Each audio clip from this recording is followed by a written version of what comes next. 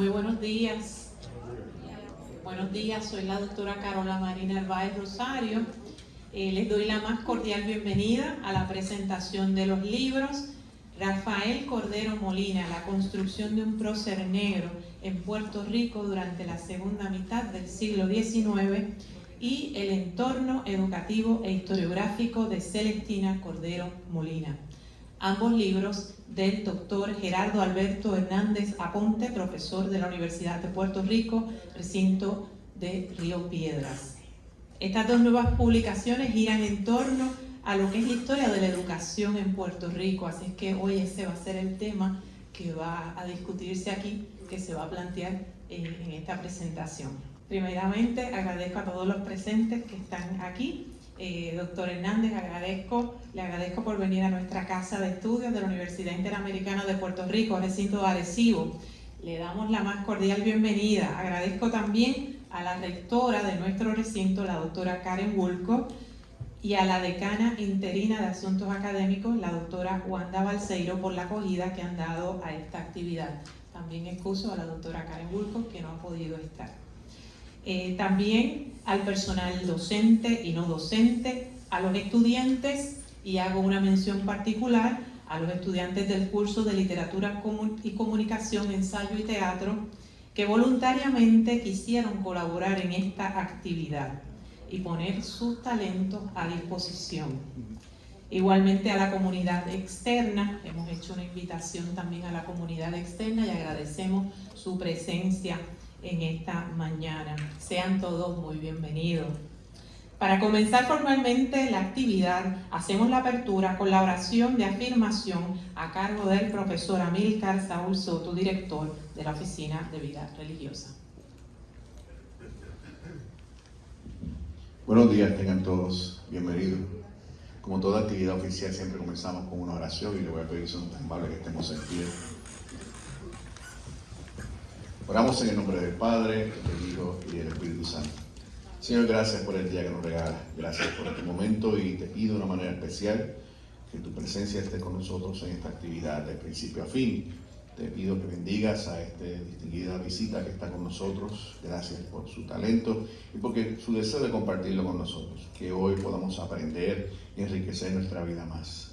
Ten siempre misericordia de nosotros y quédate de principio a fin, no solamente en esta actividad, sino durante todo este día. En el nombre de Jesús te hemos pedido estas cosas. Amén. Amén. Se pueden sentar. Gracias. Le solicito a la doctora Wanda Balseiro que pase para un saludo a los presentes.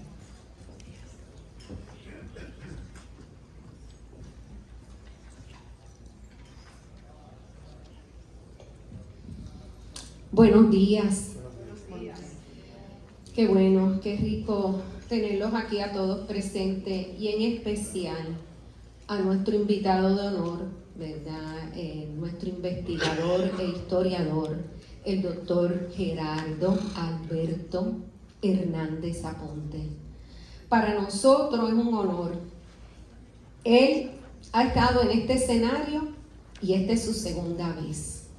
Disfruté muchísimo su libro sobre un tema muy particular, muy importante, sobre todo en la literatura puertorriqueña, la inspiración del sincretismo religioso como el tema del espiritismo. Y me encantó muchísimo porque pues yo trabajo a Alejandro Tapi Rivera y él tiene un poema extenso que se llama La Sataneada y trabajan esos temas. Y se necesita grandes investigadores que son los que se someten a largas horas de trabajo, intensas, que nadie lo sabe. Y son los que sacan de esa historia la verdadera y la presentan en sus libros. Para mí verdaderamente es un honor porque disfruto su literatura, sus escritos, sus investigaciones. Para la Universidad Interamericana de Puerto Rico, recinto de Arecibo, se engalana con su presencia nuevamente.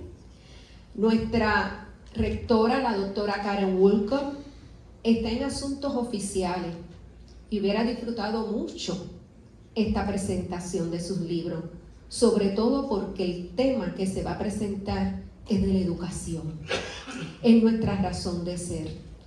Agradezco infinitamente a la doctora Carola Narváez por su entereza, porque sus estudiantes se enriquezcan y participen de estas actividades extracurriculares que son las que enriquecen esos cursos.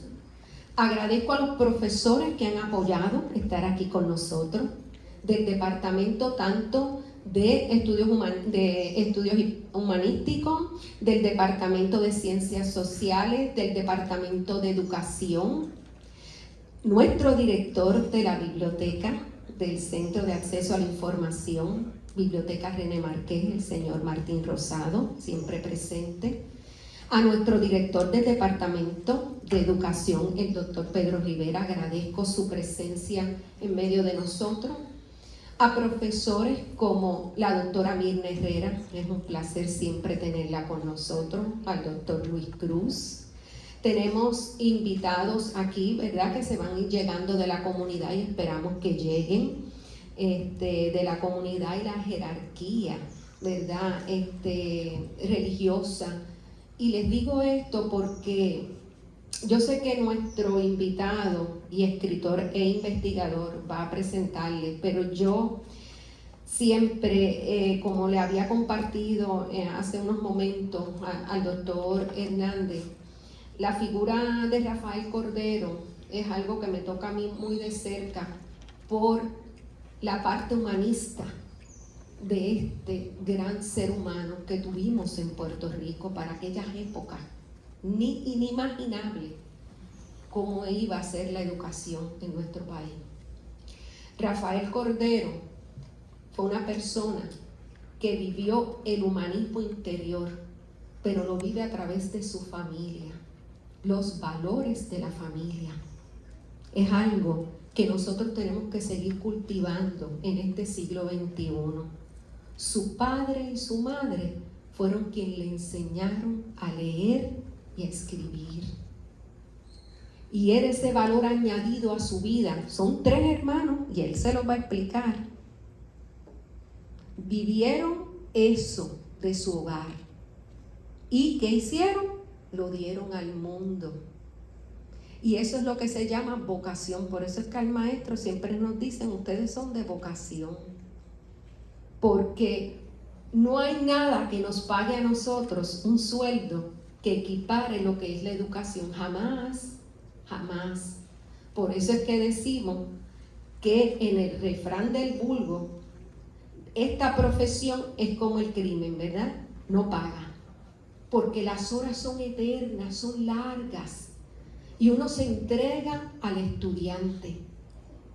Anoche yo estaba en mi curso y eran las 12, 12:30 y estoy ahí presente.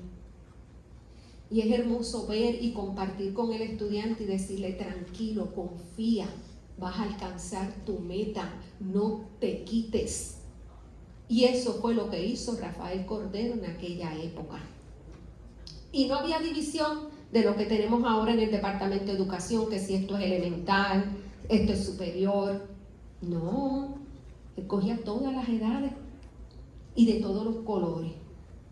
Y digo todos los colores porque este hombre sienta un precedente en su aportación a la educación y a la interacción racial, que eso es importante en este país, racial y social.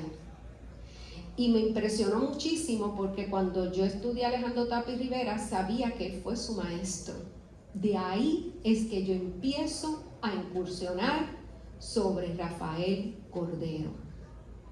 De su hermana conocía, Celestina, pero no fue tanto como hizo, ¿verdad?, Rafael Cordero en su momento. Y ambos confligían, ¿verdad?, en el aspecto de que se unían en ese pensamiento. Así que yo le agradezco nuevamente, doctor, su presencia y agradezco que usted es un hombre joven e investigador y continúe sacando nuestra historia a la luz pública y que nuestros estudiantes, nuestros colegas disfruten de lo que es una investigación de excelencia.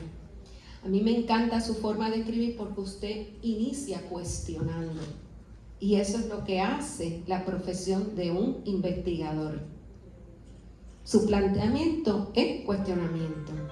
Así que le agradezco infinitamente, le agradezco a todos los estudiantes que están aquí presentes, le agradezco a nuestra decana de Asuntos Estudiantiles, la licenciada Mayda Peyot, por decir presente también en este evento tan importante para ustedes. Así que un fuerte aplauso. También tengo a Mari Carmen de la biblioteca, que siempre es fiel a nosotros. Muchas gracias, Mari Carmen. A los colegas Elmer, que tenemos siempre con nosotros presente, y al doctor Alexander Rosado, que se integra, ¿verdad?, en esta presentación, destacando el tema de estos dos escritores que va a presentar el investigador, a Rafael Cordero y a Celestina Cordero, porque son emprendedores y él tiene algo bien importante que presentarnos en este siglo XXI. Así que un fuerte aplauso para nuestro invitado especial de hoy y bienvenido nuevamente. Muchas gracias. Antes de comenzar la presentación del libro, hago la lectura de la biografía del doctor Gerardo Alberto Hernández Aponte. El doctor Gerardo Alberto Hernández Aponte posee un postdoctorado en Ciencias Sociales de la Universidad de Buenos Aires, Argentina, y un doctorado en Filosofía y Letras con especialidad en Historia por la Universidad de Puerto Rico, recinto de Río Piedras. Es autor de los siguientes libros: La salud y la labor social, Ministerio de las Siervas de María, Ministras de los Enfermos en Puerto Rico, 1887-1921. El espiritismo en Puerto Rico, 1860-1907. Rafael Cordero Molina, la construcción de un prócer negro en Puerto Rico durante la segunda mitad del siglo XIX. El entorno educativo e historiográfico de Celestina Cordero Molina y la Iglesia Católica en Puerto Rico ante la invasión de Estados Unidos de América, lucha, sobrevivencia y estabilización, 1898 a 1921. Esta obra fue galardonada con el primer premio en la categoría de investigación y crítica del certamen del Instituto de Literatura Puertorriqueña, correspondiente a los mejores libros publicados en el 2013. Este premio es la más alta distinción que un historiador puertorriqueño puede recibir en su patria, como reconocimiento a una publicación. También es el compilador y autor del estudio introductorio La Cielecita de la Cantera, obras completas de Josefa Martínez Torres, primera mujer novelista de Puerto Rico. Es miembro de la Asociación Latinoamericana para Estudios de las Religiones y presidió su 15º Congreso en Puerto Rico. Ha presentado trabajos en congresos en Estados Unidos de América, Brasil, Canadá, Colombia, España, El Salvador, Argentina, Cuba, Costa Rica, México, Italia y Puerto Rico. Actualmente se desempeña como profesor en el Departamento de Humanidades de la Facultad de Estudios Generales de la Universidad de Puerto Rico, recinto de Río Piedras. Como podemos ver, tenemos un académico, un investigador en muchas áreas del saber, con unas investigaciones muy importantes para nuestra historia. Antes de proceder a la presentación formal del libro, debo recordarles que hoy es 23 de octubre del 2024 y estamos a un día de celebrar el natalicio de quien nos reúne en este diálogo, y es que un 24 de octubre del 1790 nació el maestro Rafael Cordero Molina. A modo de introducción de la figura del maestro Cordero, las estudiantes Kinashka Sepúlveda Vázquez del Departamento de Educación y Ruth Linares Velázquez del Departamento de Ciencias Sociales leerán el poema titulado El Maestro Rafael, escrito por José Gualberto Padilla, El Caribe. Este poema que van a leer es del 1891, pero fue publicado también en el Puerto Rico Ilustrado del 29 de octubre del 1927 y el doctor Hernández Aponte lo ha incluido en el apéndice número 7 de su libro bajo el título Poemas dedicados al maestro Rafael Cordero. Así es que vamos a escuchar el poema.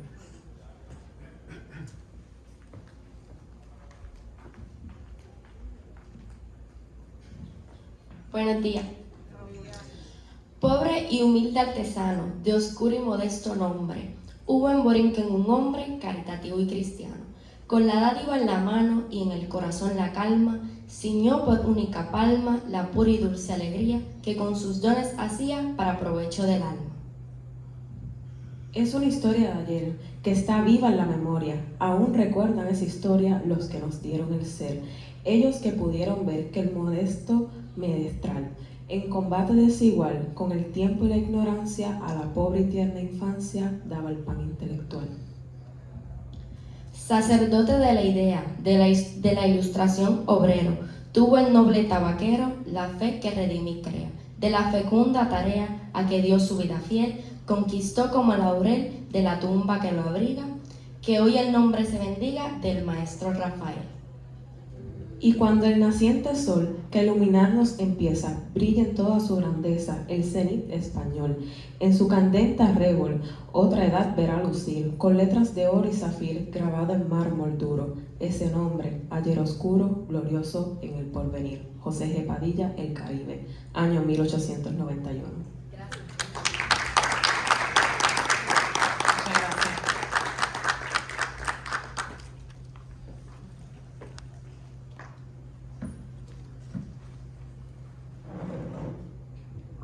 Bueno, sin más preámbulos, pues vamos ahora a hablar sobre el libro que lo tenemos aquí.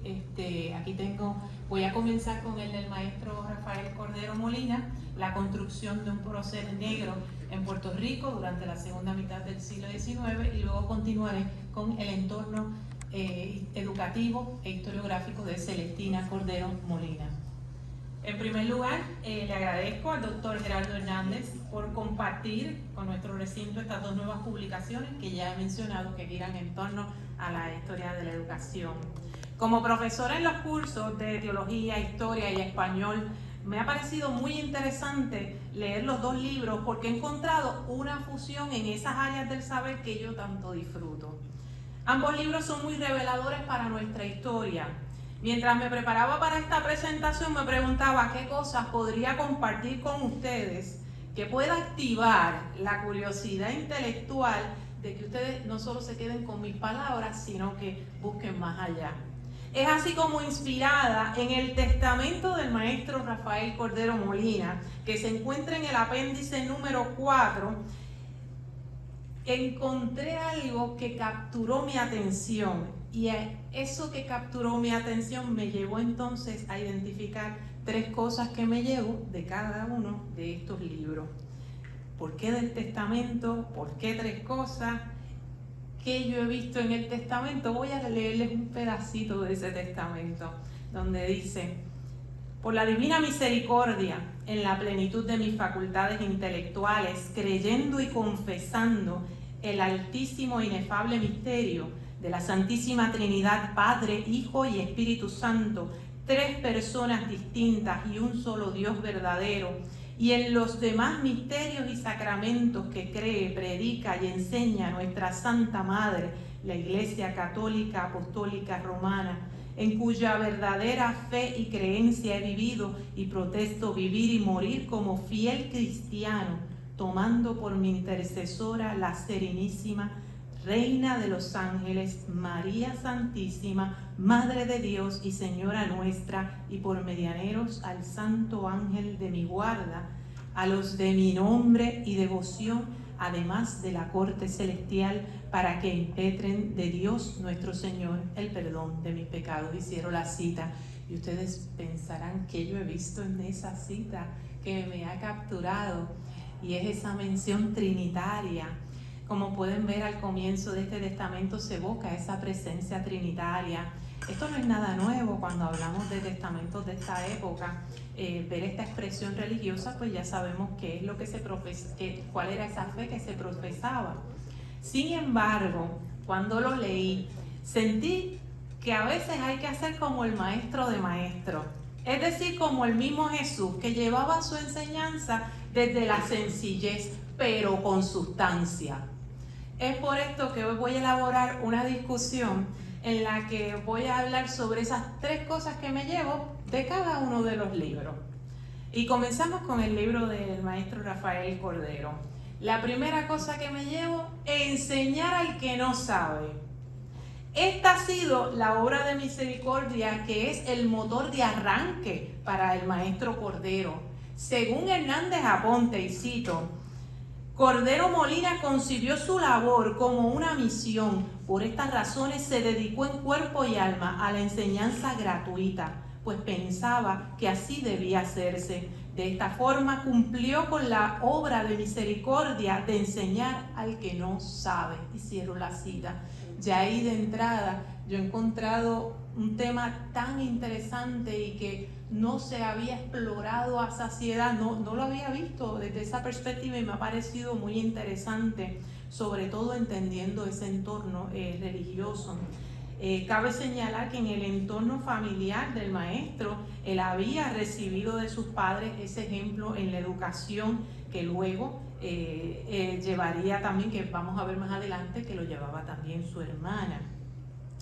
Entre esas primeras enseñanzas, el autor nos deja saber, y cito, una de las primeras enseñanzas a sus alumnos era rezar y persignarse. Cordero Molina lo enseñó no solo porque estaba comprendido en las materias asignadas por el gobierno, sino además por el anhelo que tuvo de que sus educandos fuesen buenos cristianos. El maestro no solamente iniciaba y finalizaba sus cursos con la salve coreada, sino que también en ocasiones, después de 1 o 2 horas de estudio, efectuaba el mismo acto. El crucifijo presidía su aula. El acto de iniciar la clase con una oración y el hecho de que un crucifijo presidiera el salón era cónsono con las disposiciones legales para la escuela primaria de la España del segundo tercio del siglo XIX. Y esto nos deja saber, hago una mención aquí, el autor también nos trae esa perspectiva, no solamente mirando Puerto Rico, hay que mirar también España, porque es lo que, ¿verdad? Estamos hablando de esa época en la que somos parte de. En aquella época, dice Hernández, que entonces esto era cónsono con las disposiciones legales de la época. Mientras que en el siglo XXI, esto me recuerda a las ocasiones que yo vi en colegios y universidades que todavía se mantiene esa presencia del crucifijo en el aula y hasta la oración antes de comenzar la clase. Mientras lo digo, estoy pensando, yo trabajé en un colegio donde recuerdo haber visto ese crucifijo, también en universidades, y tuve la experiencia con mis profesores en teología de empezar la clase con la oración, así es que cuando leí el libro también me traía esa memoria, ¿no? Recordaba esos momentos. El segundo punto que quiero resaltar, la construcción del prócer. Luego de leer este libro me parece que el concepto de construcción de un prócer negro ha sido fundamental para comprender desde un aspecto histórico por qué se le ha rendido honor al maestro Cordero. Su gesta fue precisamente hacer lo que le tocaba hacer en ese momento particular de la vida. Suena sencillo, pero sin duda es algo que está a nuestro alcance. Y mientras lo digo, es porque también hay que ver ese modelo, ¿verdad? Para nosotros, en ese aspecto, ¿verdad? Cómo eso está a nuestro alcance. Hernández Aponte indica que ejerció el magisterio durante 40 años consecutivos, totalmente gratis, en una época donde la educación primaria estaba descuidada. Por esta razón fue que la Real Sociedad Económica de Amigos del País le confirió el premio a la virtud en 1866.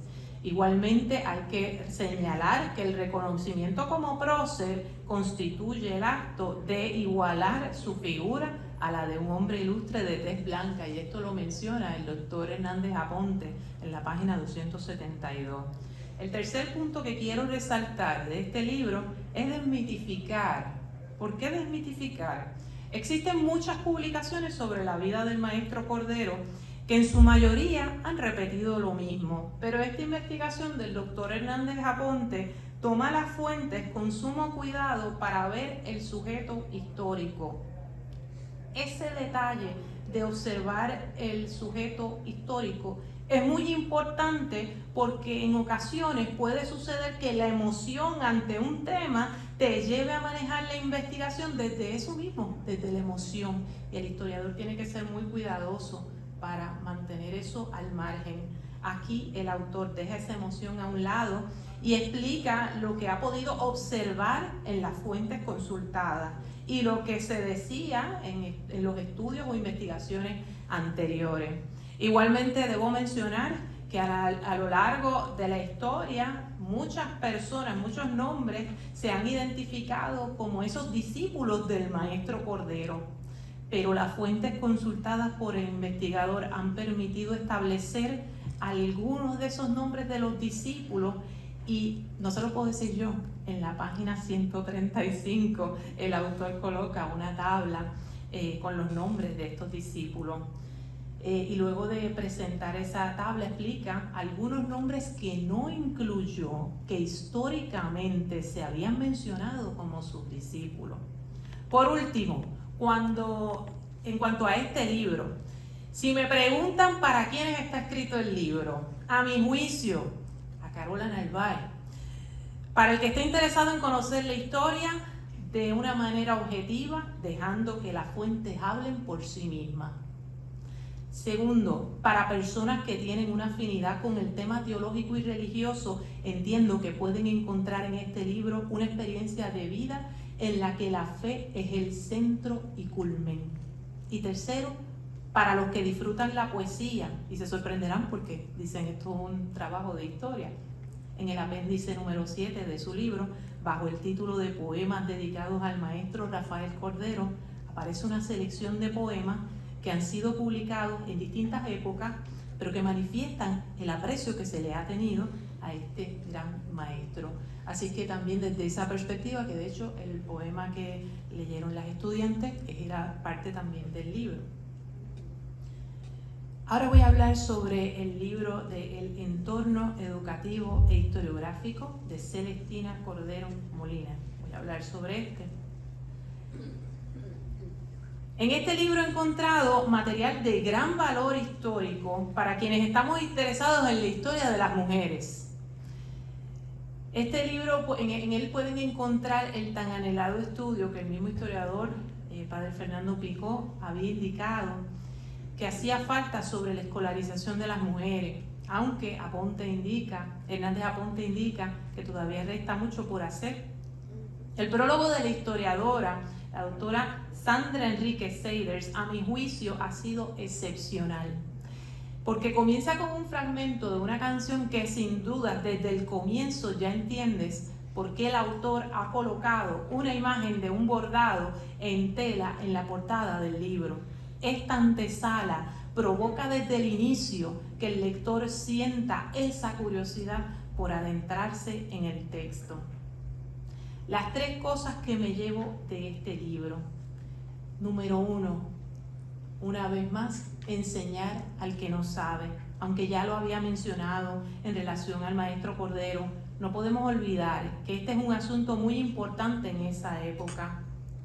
Según Hernández Aponte, y cito, Celestina abrió en el 1802 su escuela de amiga, donde enseñaba de manera gratuita.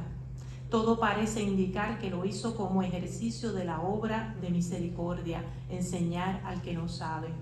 Esta práctica religiosa caritativa la tuvieron sus padres, su hermano Rafael, quien empezó en el 1826, y así como algunas mujeres en la geografía insular.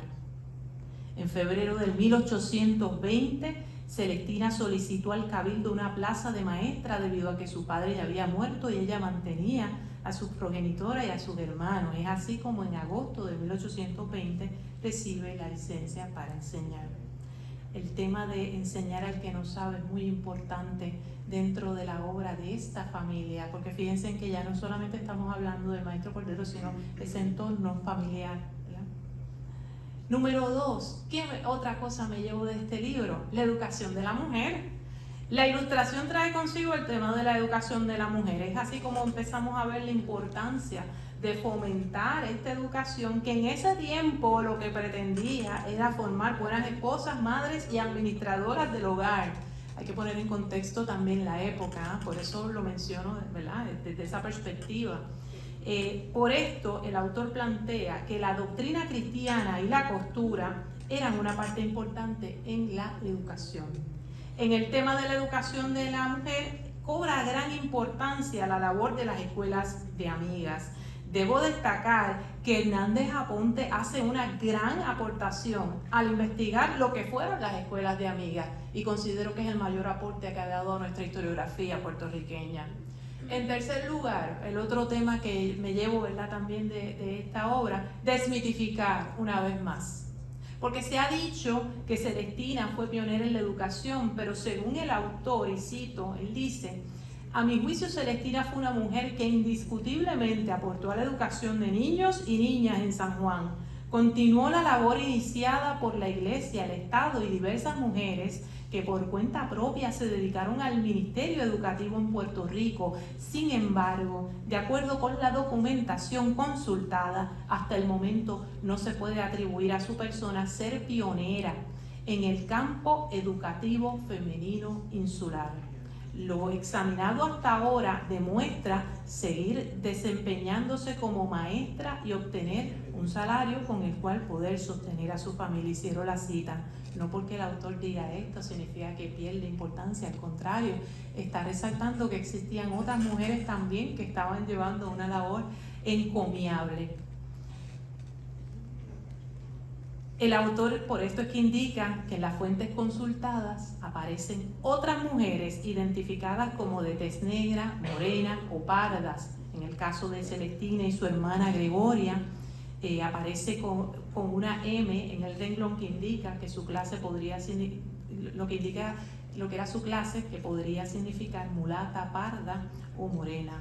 Por último, en cuanto a este libro, si me preguntan para quiénes está escrito, para el que esté interesado en conocer de manera objetiva cómo fueron las escuelas amigas, dejando que las fuentes hablen por sí mismas.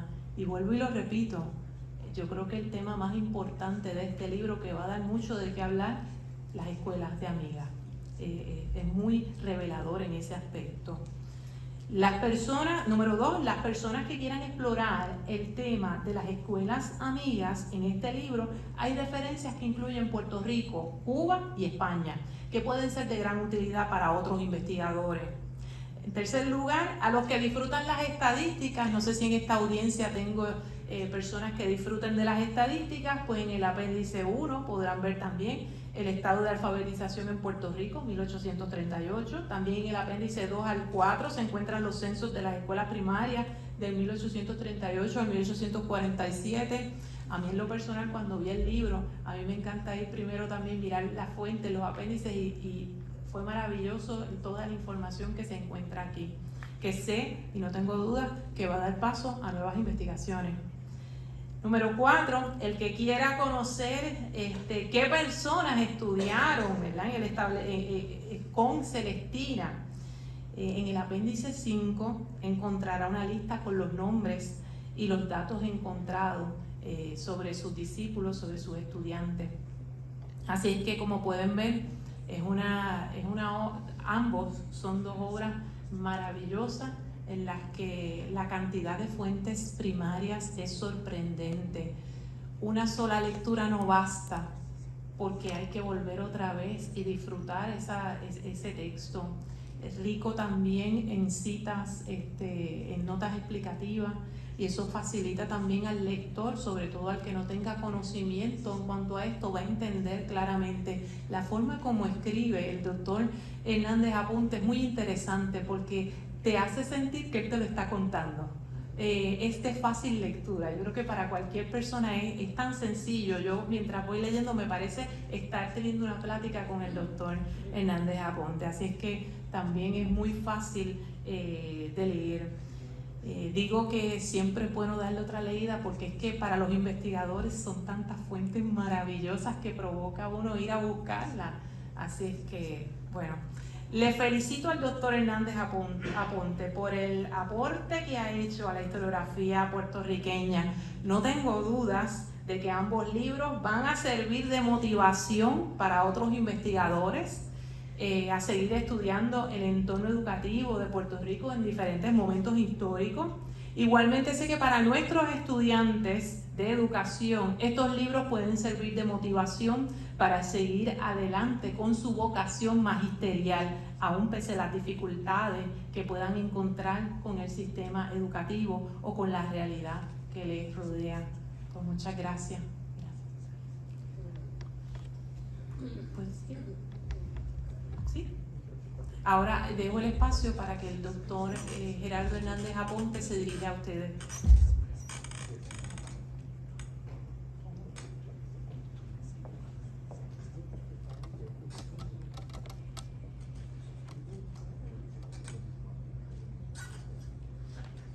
Buenos días. Agradezco a la doctora Carola Narváez haber presentado mis libros y todo el apoyo que me ha dado también la Universidad Interamericana, recinto de Arecibo. Estoy muy contento porque después de 10 años de investigación y redacción, finalmente puedo presentar mis dos nuevos hijos o mis dos nuevos libros. Yo recuerdo que la primera vez que escuché hablar sobre el maestro Rafael Cordero fue en el siglo pasado, cuando estaba en 7º grado, en la escuela elemental, que la maestra de estudios sociales, en el curso, nos enseñó el cuadro que casi todo el mundo conoce de Francisco Lleri Cesteros sobre el maestro y nos dijo que había poca información sobre él. Cuando yo llegué a la Universidad de Puerto Rico, aunque yo me especialicé en historia, yo tomé 2 cursos electivos con una profesora que se jubilaba y era vecina mía, la doctora Lidia Aril. Era profesora en educación. Fue el curso de educación para la vida familiar y educación sexual para la escuela elemental y secundaria. Yo tomaba los 2 cursos juntos, o sea, seguidos, porque ya se jubilaba ese semestre y no había otra opción.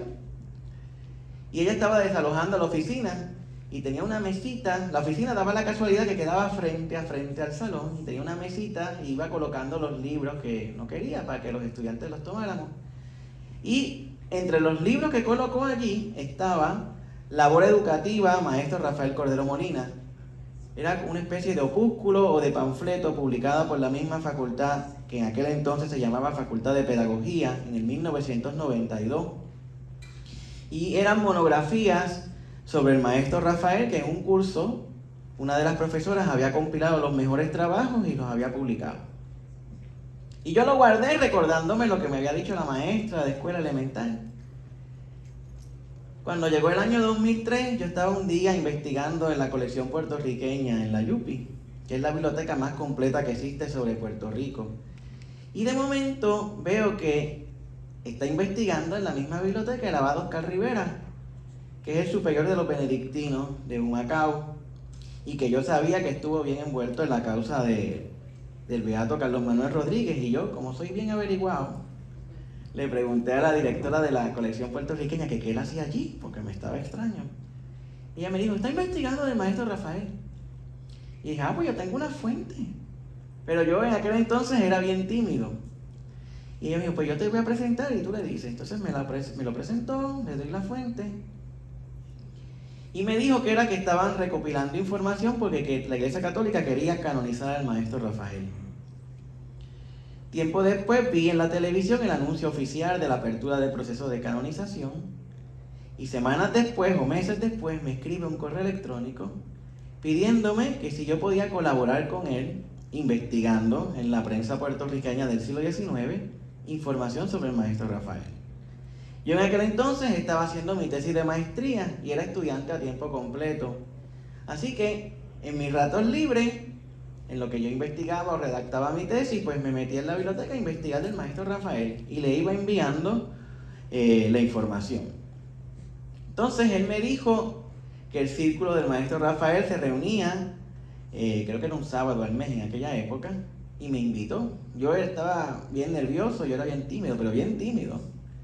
Y mi profesora de investigación me dijo, Gerardo, ve a las reuniones y lleva lo que has encontrado, que te conviene, te va a abrir muchas puertas. Y yo pues comencé a asistir a las reuniones y a llevar impreso todo lo que encontraba.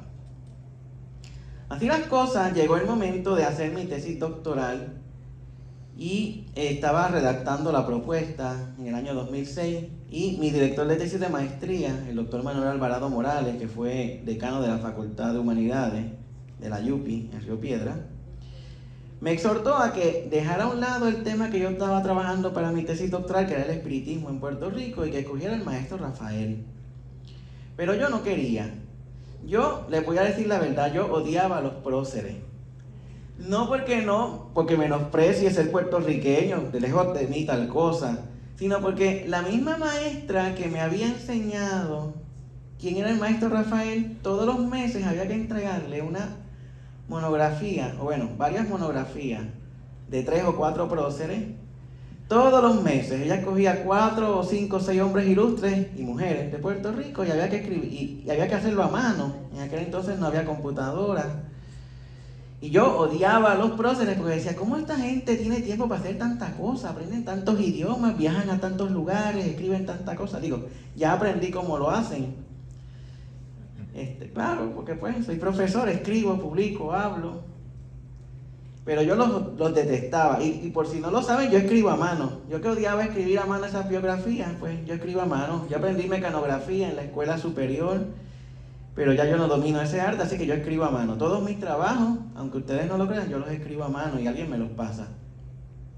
Y también odiaba a los próceres porque la historiografía, hay gente que confunde historia con historiografía, que aunque usted va al diccionario de la Real Academia Española, dicen que es lo mismo, para nuestra disciplina son cosas distintas. La historiografía es cómo va evolucionando nuestra disciplina. Y en la historiografía antes, en el siglo XIX particularmente, se hacía la historia a través de grandes próceres para inculcarnos ejemplos a seguir.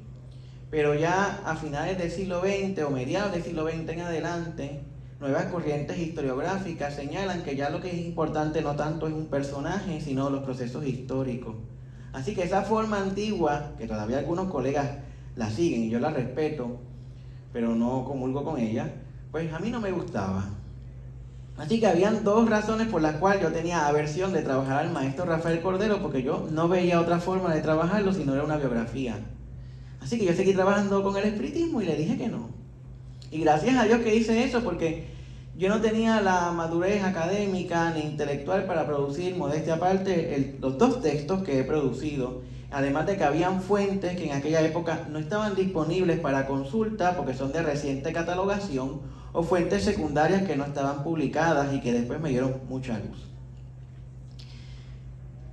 En el año 2012, el entonces presidente del Círculo Maestro Rafael Cordero, el doctor Andrés Rodríguez Rubio, me hace una invitación para que yo presente un libro póstumo de mi director de tesis de maestría, porque cuando yo le dije que yo no quería trabajar el tema, él se dedicó por su cuenta a trabajarlo y llegó a presentar una conferencia en un simposio de historia de la Iglesia Católica en el 2008 que se realizó en la Pontificia Universidad Católica en Ponce. Pero desafortunadamente el doctor Manuel Alvarado Morales murió, le dio cáncer de páncreas y murió al poco tiempo y la obra quedó inédita. Así que se gestionó publicar esa conferencia póstumamente. ¿Y a quién encargaron presentarla? A mí, en octubre de 2012. Cuando comienzo a leerlo, aunque yo había realizado parte de la investigación, me comencé a cuestionar que cómo era posible que un hombre negro fuera exaltado al procerato en Puerto Rico en el siglo XIX, donde el racismo estaba latente y había recién finiquitado el sistema esclavista. Y ¿cómo? Entonces eso coincidía con una invitación que me habían hecho para participar en un coloquio sobre racismo, arte y esclavitud en San Miguel de Tucumán, en Argentina. Y como a mí me gusta viajar e investigar, yo dije, bueno, aquí hay una buena excusa para ir a Argentina, conocer el país, pero claro, no tenía el tema. Cuando me comienzo a cuestionar las cosas que ya les dije al leer el libro de mi director de tesis de maestría, yo dije, bueno, aquí tengo el tema. No solamente para la ponencia, sino para un futuro libro. Así que lo primero que hice fue consultar con el padre Oscar si me prestaban la documentación que yo y otros investigadores habíamos reunido. Y me dijo que sí. Así que yo me la llevé, estaba desorganizada en parte, la comencé a organizar porque habían hasta duplicado. Y comencé a leerlo.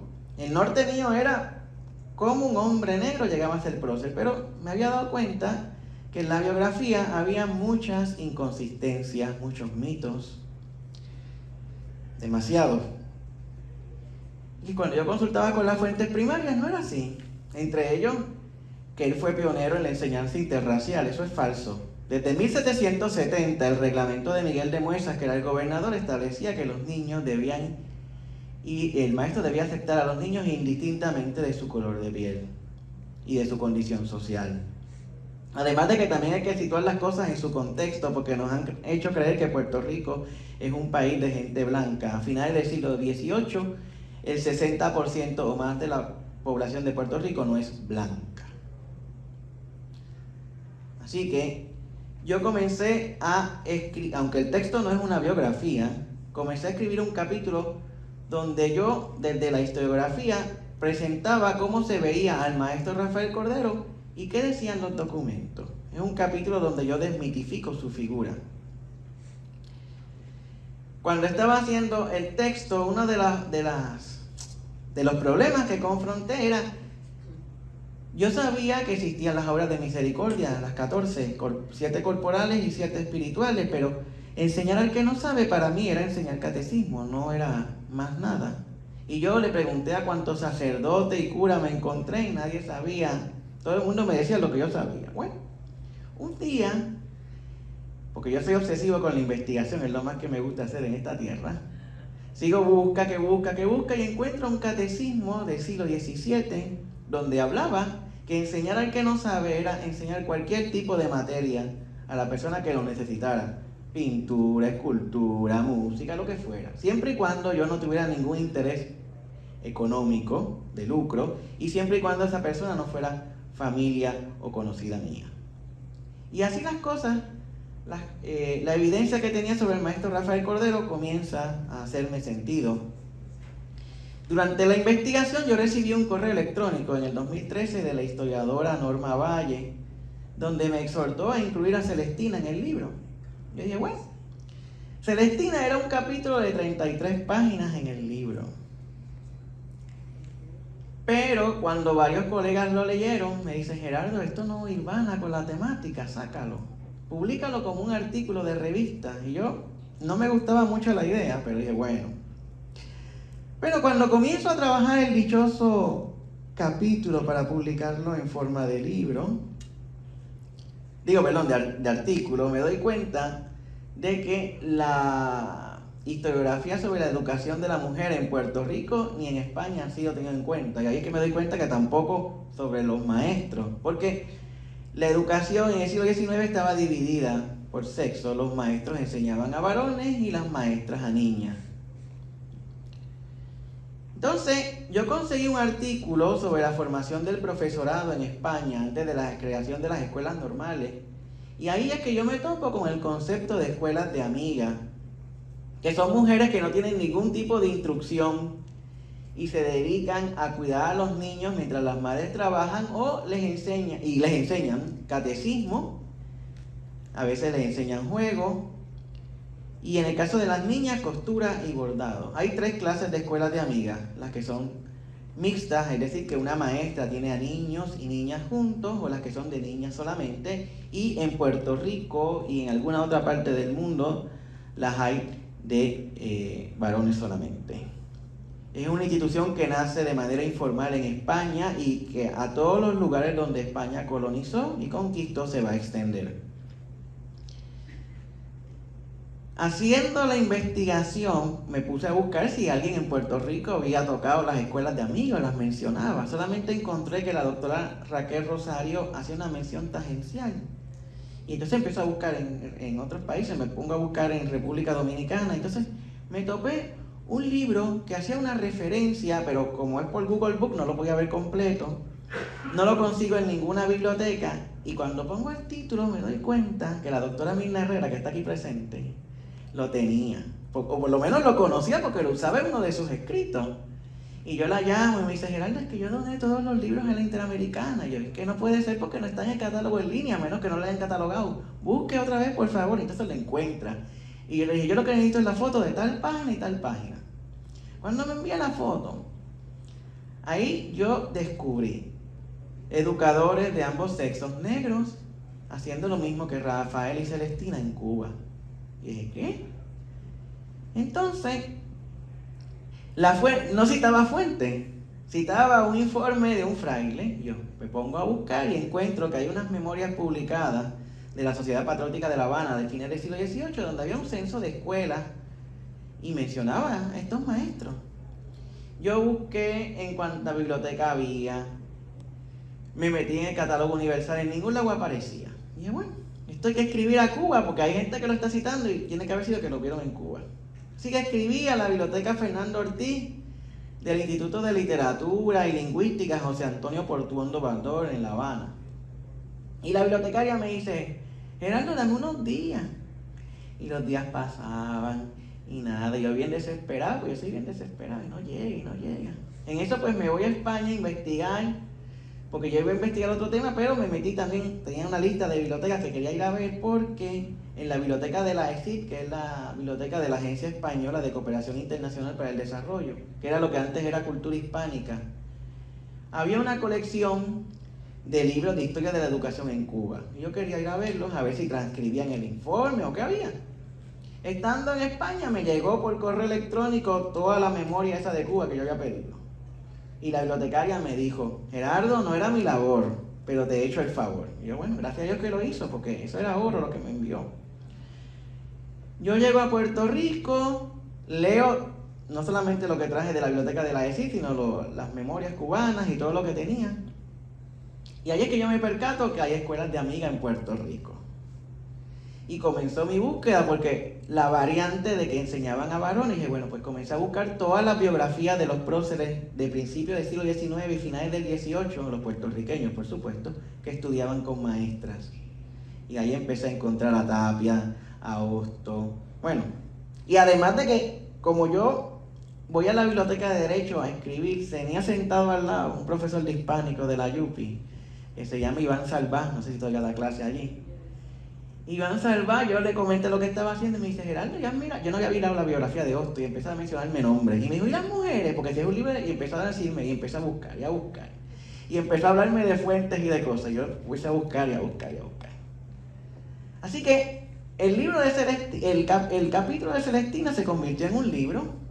Y no solamente se convirtió en un libro, sino que yo tuve que reestructurar el libro del maestro Rafael Cordero, porque yo me di cuenta que esta enseñanza informal no era tomada en cuenta en la historiografía puertorriqueña, porque se trabajaba solamente la historia institucional. Y como esto era algo espontáneo, que no recibían dinero.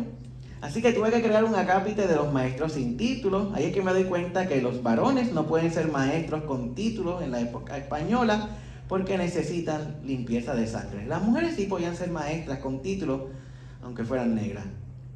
Y me doy cuenta que tenía que desarrollar el acápite, que no lo tenía, de las obras de misericordia. Así que en el libro del maestro Rafael desarrollé ese acápite.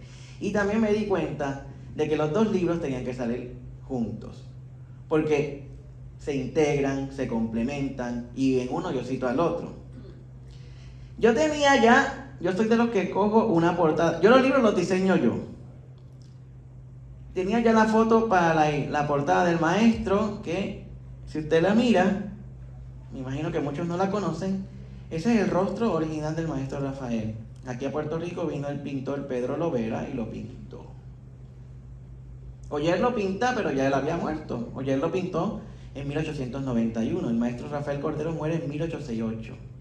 Así que yo quería la imagen de Lovera, que es poco conocida, de portada, pero de Celestina, como no hay imagen, no encontraba qué poner. Entonces un colega mío me dice, Gerardo, cógete par de tejido. Y dije, bueno, comencé a buscar y yo dije, bueno, yo no quiero poner muchos tejidos porque a mí me gusta poner una sola imagen. Así que conseguí un dechado. Mi hermana cuando vio la portada me dice, Gerardo, pero ¿por qué tú pusiste un tablero de Ouija? Y yo dije, no es un tablero de Ouija, es un dechado que las niñas hacían en sus clases, porque la enseñanza de la costura es fundamental, que esa fue otra cosa que a mí me estremeció cuando estaba haciendo la investigación, que muchas maestras no saben leer y escribir. Es que aunque usted no lo crea, a finales del siglo XVIII, no es importante saber leer y escribir. Para escribir hay un oficio que es el escribano, usted va al escribano. Y para leer tampoco, porque la imprenta a Puerto Rico llega en 1806, son pocos los textos que llegan y circulan. Lo importante para una mujer, como bien dijo Carola en la presentación, es que sean buenas madres y esposas, así que el catecismo, la costura y el bordado. Bien, si alguien me preguntara, ya estoy terminando, ¿cómo yo me he sentido en estos 10 años en el que estuve escribiendo, investigando? Yo voy a citar unas palabras del doctor Fernando Picó que resumen más o menos cómo yo me sentí en un libro póstumo de él que se llama Ensayos en torno a la historia de otros temas. Dice, y cito, redactaste, pero ahora queda el placer del masoquista, la revisión. Hay que releer lo que escribiste, corregir, buscar lo que se te quedó, editar, corregir las pruebas antes de que vayan a imprenta. Finalmente te liberas del texto que redactaste, o al menos piensas que eres libre. Sientes depresión. Has vivido con esa tarea muchos meses y ahora te sientes vacío. No quieres saber más del tema.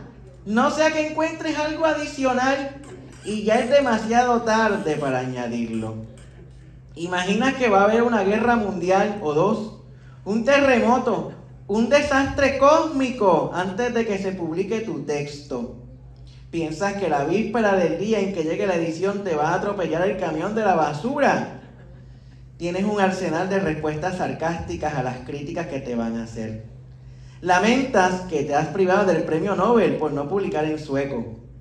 La única manera de liberarse del síndrome del libro que está en la imprenta es inmediatamente después de haber entregado la copia final, comenzar una investigación nueva. La adicción, ya no el placer de la historia, te lo requiere. Cierro la cita. Yo aprendí esta lección cuando estaba haciendo mi tesis de maestría, así que yo siempre llevo varias investigaciones a la misma vez. Y sobre el camión de la basura, pues miren, estuve a punto de ser atropellado, no por un camión de la basura. Ya el libro estaba en imprenta y fui a Ponce a dar una conferencia magistral en la celebración de los 100 años de la fundación de la diócesis. Y cuando salí tenía un hambre, ya era tarde, eran 5 o 6 de la tarde, y yo dije, bueno, yo no me puedo ir de Ponce si no voy a comer pizza a Campioni, que es una pizzería que existe allí. Me estacioné y en lo que yo me quité todo, porque iba a entrar para no a veces me mancho comiendo, sin corbata, sin gabán. No hago nada más que subir a la acera y venía un camión a toda velocidad y se trepó en la acera. Yo tuve que correr, si no, no me hubieran visto más. En Ponce, no en San Juan, que yo sé que la gente guía a lo loco, en Ponce. Y si alguien me preguntara que cuál de los dos libros yo recomiendo para comenzar a leerlos, si es que van a comprar los dos, yo creo que el del maestro Rafael Cordero debe ser el primero. ¿Por qué? Primero, porque es el primero que escribí. Segundo, yo hablo en él sobre el entorno familiar. Así que los dos se complementan y los dos están hechos de manera que se pueden leer independientemente, pero si usted quiere lograr una mejor comprensión, yo pienso que debe leer primero el del maestro y después de la maestra. Así que muchas gracias por asistir, por escucharme. A la doctora Carola Narváez otra vez le agradezco haberlo presentado, porque yo sé que no es fácil, son casi 700 páginas en conjunto. Y cuando yo le pedí el favor, yo dije, bueno, yo no le dije nada, porque ella no sabe lo que se está metiendo, pero yo tampoco se lo voy a decir, porque si no me va a decir que no. Así que, y gracias a la Universidad Interamericana, recinto de Arecibo, por haberme acogido nuevamente.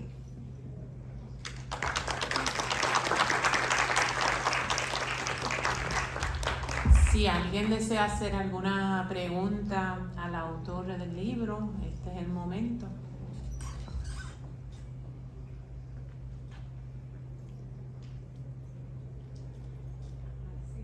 Yo quisiera que el doctor aclarara un poco ese tema del mito. Él menciona que rompió con unos mitos, estuvo mitificando, desmitificando. ¿A qué se refiere? Diversos autores escribieron cosas sobre ambas figuras que cuando uno iba a los documentos, a las fuentes primarias, como le llamamos los historiadores, es decir, a las fuentes que se escribieron cuando se produjeron los eventos, no eran así, habían ocurrido de otra manera. Por ejemplo, el hecho de ser pionero en la enseñanza interracial, cuando uno iba a la fuente, vemos que el reglamento de Muesa establece que en 1770 los maestros enseñen indistintamente el color de piel. En la primera biografía del maestro Rafael, escrita a días de su muerte por Lorenzo Puente Acosta, decía que él había empezado a enseñar en 1810. Y yo encontré una carta escrita por el maestro Rafael en el que dice que hace 40 años se dedica a enseñar. Y cuando yo hago el cálculo matemático es más o menos 1826. Así que yo empiezo a encontrar que muchas cosas de las que dicen, claro, también hay que ser justo. Muchas fuentes primarias que yo pude consultar no estaban disponibles para la época. También hay que ser justos en el sentido de que, por lo menos en el caso de Celestina, muchas personas que abordaron su vida no eran historiadores, eran personas de literatura, yo digo con todo respeto, ¿verdad? Pero no tenían la teoría y la metodología de la disciplina. Si yo estoy enfermo del corazón, yo voy a un cardiólogo, no voy a un generalista. Y entonces, cuando yo comenzaba a encontrar esas incongruencias, que siempre las encuentro, no importa el tema que abarque, porque soy historiador. Y dije, bueno, aquí hay que desmitificarlas, o sea, mostrar que esas cosas que se han dicho no son ciertas, no son reales, no guardan correspondencia con los documentos. Fue bien difícil, porque en ambos libros yo lo hago, incluso con gente que yo aprecio y quería mucho, pero pues una cosa es la amistad y otra cosa es la academia. Y pues los documentos dicen otra cosa, pues hay que decirlo. No me puedo quedar callado, porque si no dentro de 10 años, mi obra es mi aporte, pero alguien puede venir después y decir que yo estaba equivocado, porque puede encontrar otra documentación, otra interpretación. Eso es factible dentro de la disciplina, porque las disciplinas siempre están en constante crecimiento y evolución. Yo no digo la última palabra sobre el maestro Rafael, ni sobre Celestina. Está abierto para nuevas investigaciones. Yo pongo la fuente. Usted la puede volver a consultar, la puede volver a leer y entender algo distinto, siempre y cuando lo haga con la teoría y la metodología de la disciplina. No sé si eso contestó. Sí, claro. ¿Alguien más que quiera hacer alguna pregunta, algún comentario?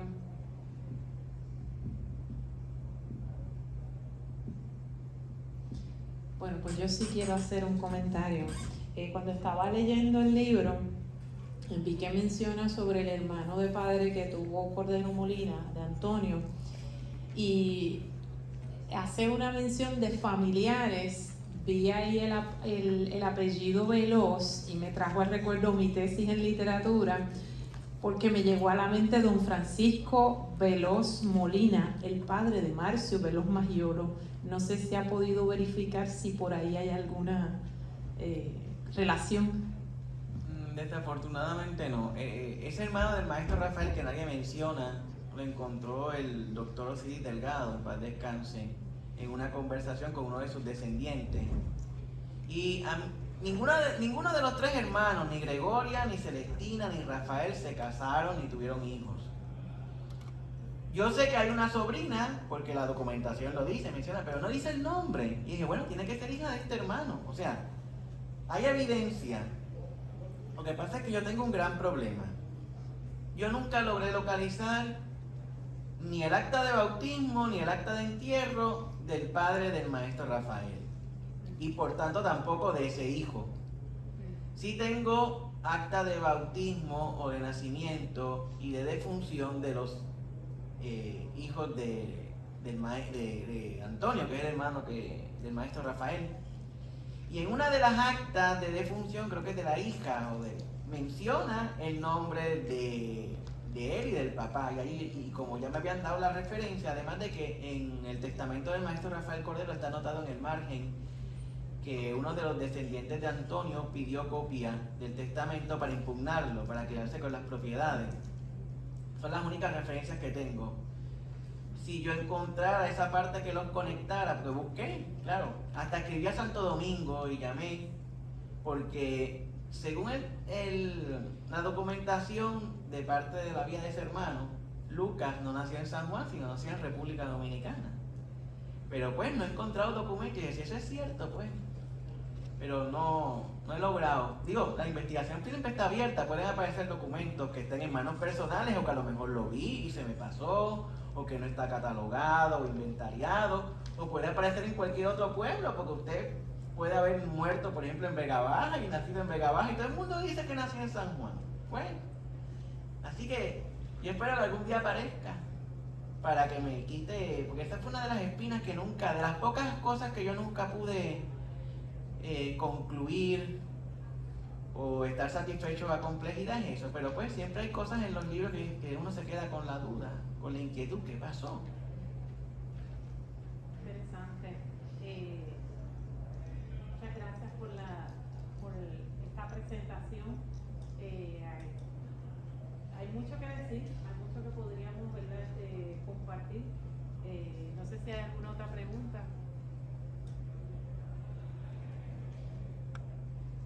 Pues muchas gracias. Y bueno, que se repita en una próxima ocasión. A ver si en otro momento también podemos invitarle y seguir compartiendo, porque no sé si ustedes vieron, pero cada vez que el doctor Gerardo Hernández Aponte se apodera del micrófono, es muy interesante escuchar desde el aspecto de lo que son sus investigaciones, cómo él, como buen investigador, va contando ese proceso, cómo lo va haciendo, cómo va desarrollando. Y me parece que eso también es muy interesante para nuestros estudiantes que están en formación, tener de primera mano cómo trabaja un investigador con su tema. Así es que ojalá que volver a verlo aquí en nuestro recinto. Está siempre más que invitado para seguir compartiendo un poco sobre estas investigaciones. Así que le agradezco y gracias también a todos ustedes que han disfrutado de esta actividad. Y sin más, pues un aplauso para todos. Que tengan un buen día. Gracias.